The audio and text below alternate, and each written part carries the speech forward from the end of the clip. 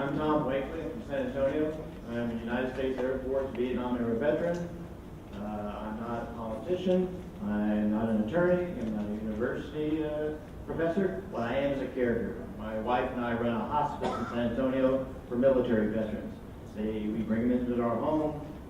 They stay there till they pass. We bring someone else. That's my life as an economic injustice activist, and I'm now a caregiver. Mr. Lowy? Hello, I'm Mark Lowy. I'm a doctor of physics and a chemist.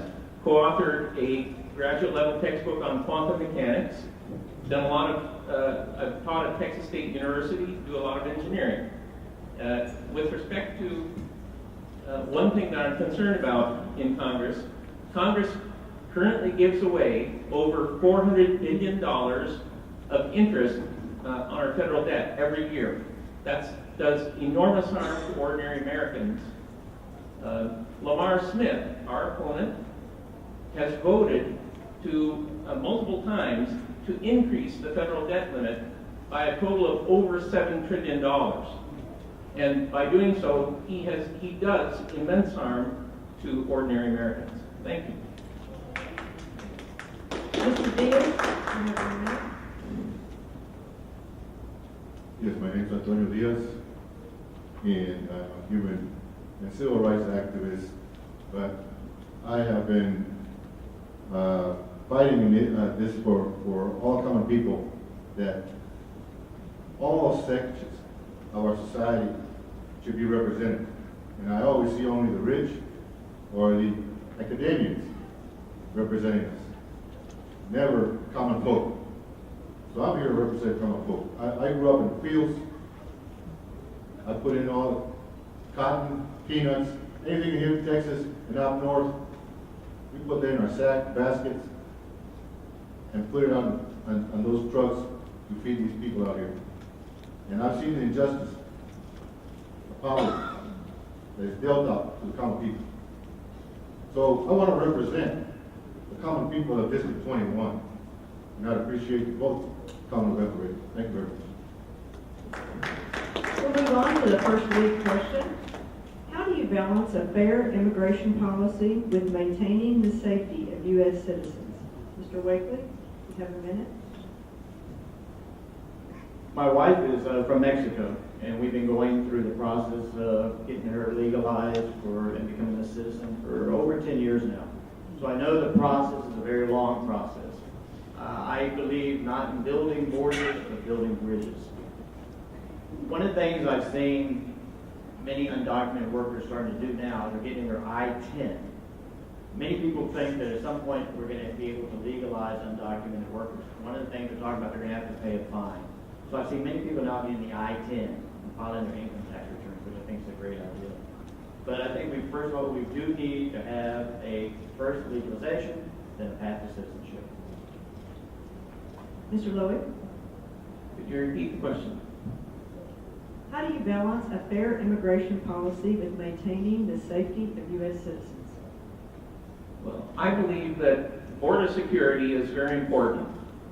I believe that immigrants should be carefully vetted for dangerous communicable diseases, criminality, inability to support themselves, opposition to our Constitution, and other things that may harm or burden Americans.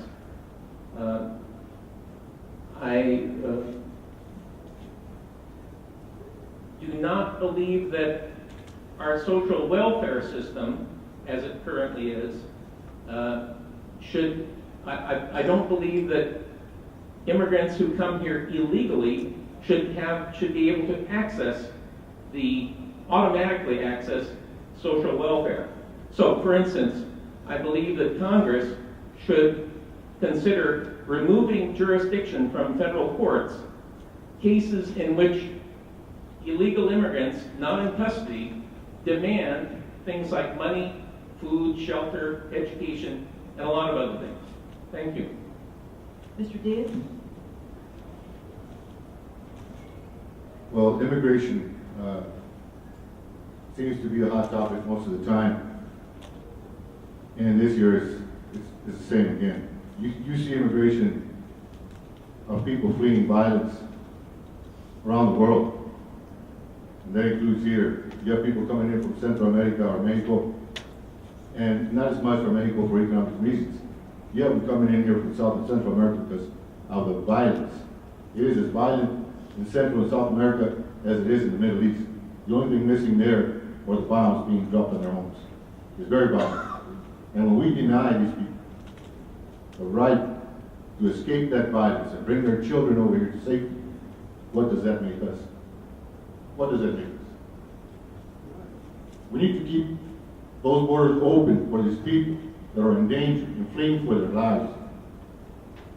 That is how this nation got created. When we forget that, we become no better than those people that have murdered. You want to talk about Nazis, or you want to talk about what's going on in the Middle East right now, those tyrants? We don't want to become those people. Your time is run out. Let's keep those borders open and let's treat everybody like human beings. Thank you. Mr. Wakely, you have 30 seconds to rebut. I agree, we need to keep the borders open, we need to treat everyone as human beings. Next question. What suggestions do you have for campaign finance reform that would allow you more time to serve your constituents rather than raising campaign funds? Mr. Lowy?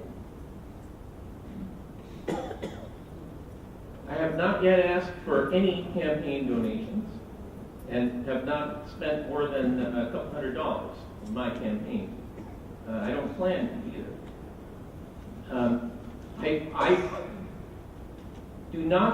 I oppose attempts to vest in Congress power to limit campaign donations for political advocacy. Donations for political advocacy helps Americans to get the word out that they want to. For instance, older Americans who may not be able to communicate well, they can ask others to speak on their behalf. Or any American who does not feel as adept at communicating can contribute to others to do so on their behalf. And that's a very important part of free speech. So I don't think that should be limited. Thank you. Mr. Diaz? Would you please repeat the question? What suggestions do you have for campaign finance reform that would allow you more time to serve your constituents rather than raising campaign funds? Well, at this point, I'm in the Green Party. We accept no corporate contributions because we are not to be owned by the corporations, because we're to represent the people. That is how it will free my time up. We simply don't accept those corporate financing of our campaigns, because then they buy you. And if they have their lobbyists or their influence over you, you will not represent the people. You will represent the interests of these corporations that either contaminate the environment or exploit the resources that simply make life unbearable for all of us. So we need to protect our environment and our resources to where they better serve us. So my time would be to serve my constituents 100% of the time, not the corporate interests. Thank you. Mr. Wakely? I believe the best way is public financing of our elections. I think once we take money out of the equation, then we're all better suited. I also believe in term limits, and if elected to Congress, I'll be joining the Congressional Term Limits Caucus. I think 3 terms as a representative, 6 years is more than enough. Thank you. Mr. Lowy, you have 30 seconds to rebut. A related issue, sort of, is election fraud. I believe in aggressive prosecution of and prohibitive penalties for election fraud, bribery of voters, bribery of public officials, and things of that sort. I also believe that states should enact laws that make accurate vote records of votes secure and make inaccurate, fraudulent voting results extremely rare. Thank you. Next question. If a person is on the no-fly list, should that person be prohibited from purchasing firearms legally? Mr. Diaz? The Green Party is for nonviolence to start off with, but we do believe in the Second Amendment, giving people the right to defend their homes. And if you're on a no-fly list, it depends what it is you are on there for before they can ban you from owning a weapon to defend your home. So two totally different issues. So we cannot violate someone's civil rights because they are on a no-fly list, because they might be on a no-fly list for reasons that have no bearing on owning a handgun or a weapon to defend yourself in. That's what I believe. Thank you. Mr. Wakely? Question again? If a person is on the no-fly list, should that person be prohibited from purchasing firearms legally? Yes. Mr. Lowy? I oppose attempts to vest in Congress power to limit gun ownership without due process of law, including conviction by a jury of your peers in order to take guns away from you, if, for instance. I believe that a well-armed and trained citizens, local police, state forces, and federal forces, in descending order, are important defenses against aggression by individuals, organizations, and governments. Thank you. Mr. Diaz, you have 30 seconds to rebut. I simply believe in the right to defend your home. It is from my life's experience of seeing so much injustice occur, such as invasion of your property. And as Mr. Lowy said, regardless of what entity it is, if they're violating your civil rights, you should have the right to defend your home. Are there any audience questions for these candidates? I don't see any, so, all right, Mr. Brown?